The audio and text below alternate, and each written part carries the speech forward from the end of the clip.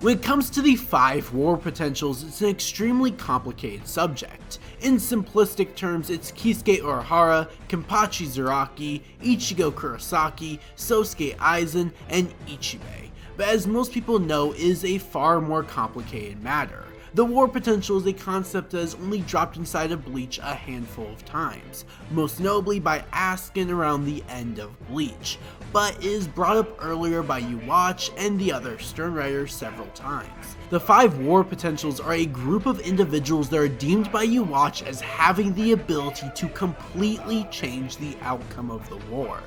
Thus, they are given extreme importance throughout the strategy of the 2 main invasions. These Stern writers thought of them so highly that they did not even start the invasion until they knew one would be detained inside of Hueco Mundo.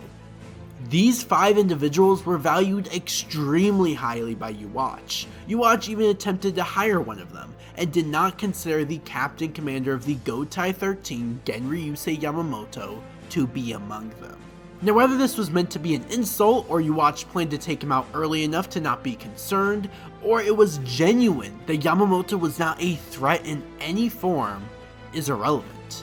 As at the very least, Uwatch was more concerned with these 5 war potentials than the head captain. The first war potential being the most dangerous was Ichigo Kurosaki, the reason being his unwavering potential.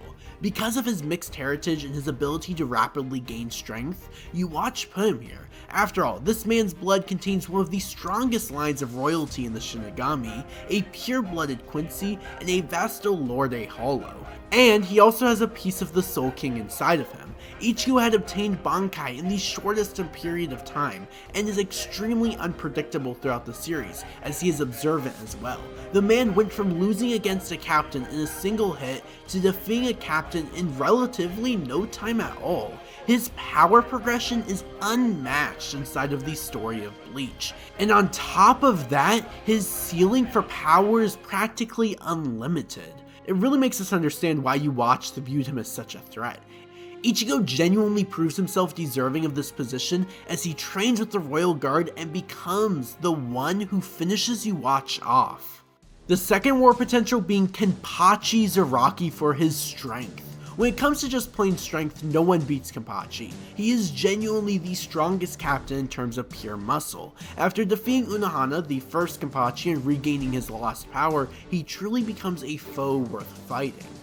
Kenpachi fought off one of the strongest Quincy's, Gremmy, a being that can imagine things into reality. Kenpachi even won this battle, surviving space, a meteor, thousands of bullets, drowning, and more. Kenpachi became worthy of this title and genuinely deserved his position, especially as he defeated one of Uwatch's strongest assets, Gremmy, truly changing the outcome of this war forever.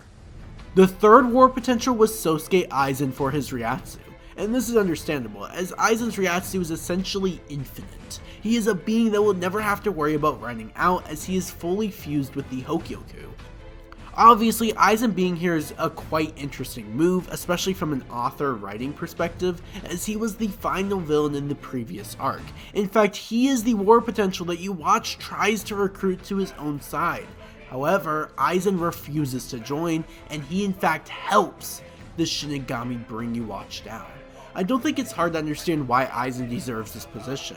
He defeated the entire Gotai 13 in the past, and has transcended beyond the Shinigami. Sosuke Aizen is truly a menace, and he even fought Uwatch, faring well in his duel with the help of Ichigo Kurosaki. Obviously, the mastermind that defeated Uwatch's current enemy, being the Gotai 13, could truly change the war and shape the outcome of it forever. The fourth war potential is none other than the oldest Shinigami, Ichibei, the creator of names. Ichibei, the strongest of the Royal Guard, achieved his status for his wisdom. And I mean, this is understandable, as although he did not win against Uwatch, he was definitely a powerful foe, and even affected the outcome of the war in several distinct ways. Ichigo being around the longest allowed him to give others his wisdom. For example, he taught Renji's true Bankai, and helped train a few Shinigami here and there. Ichibei also destroyed Yhwach until the Almighty came into effect, and while it's highly likely that Ichibei took Yamamoto's Bankai away from Yhwach by taking its name, Ichibei was extremely cocky in his battle, but rightfully so. Imagine challenging the oldest, most powerful Shinigami. Throughout his vast understanding of Kido and his age, he changed the outcome in several distinct ways, but mostly through Ichigo Kurosaki.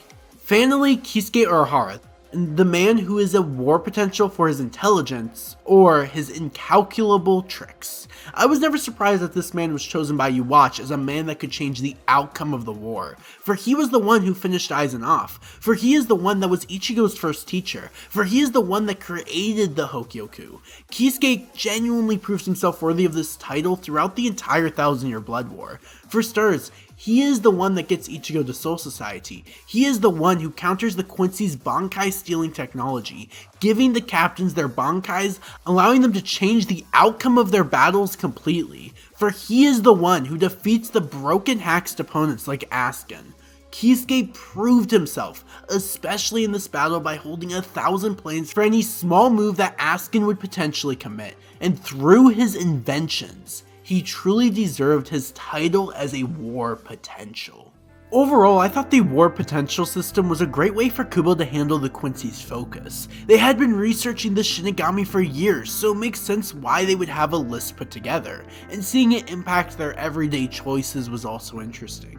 For example, the Quincy went after a badly hurt Kenpachi and Ichigo for status with Yhwach, because they knew they were war potentials. I mean, these individuals truly became the foundation of the Shinigami's power in the war. The loss of any of them at any point would have been detrimental to the Sarate, but I definitely think it is way more of a fandom thing than anything else. Other than the Quincy acting different, nothing ever really came out of them being the war potentials. It was only Ichigo and Aizen that had a role in the final battle, and while I personally really desired all 5 of them to be a part of the final battle, seeing Ichigo and Aizen present was really cool. But just imagine for a second, if Yhwach had to fight all 5 of the war potentials, along with Ryu, Ohime, Rukia, Renji, and Chad, maybe even Ryukin and Ishin, that would be like my dream final battle in Bleach. And while it's solely based off of what I desired inside of a story, not having the 5 war potentials all at least present was a missed opportunity in my eyes of the story. It also would have really tied together the end of that concept and really wrapped it up really nicely. But by far, this is not a flaw inside of the story of Bleach, as personally I still love the final battle.